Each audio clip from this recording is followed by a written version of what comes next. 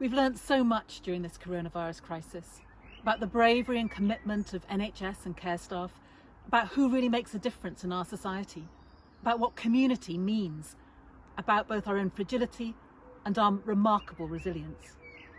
And we've also been reminded how precarious life is for so many, including those on whom we depend for our survival, those we rely on to harvest our food and stack supermarket shelves, to those caring for our most vulnerable and those keeping the buses on the roads.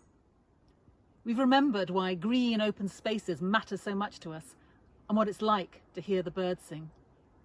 Most of all, we've learnt that although we are all weathering the same storm, we are not in the same boat.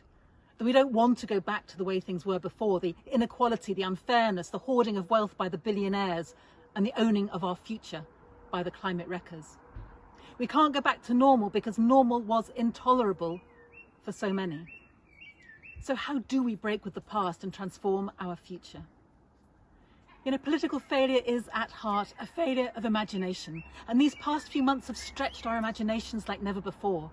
For decades we've been told that we can't be too ambitious, that some things just aren't possible.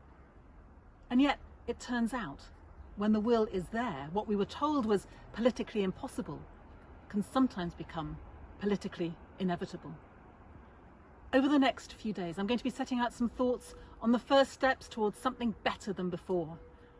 And I hope you will walk with me as together we take those first steps on a journey that ends with a fairer, kinder, greener future that we are finally daring to imagine.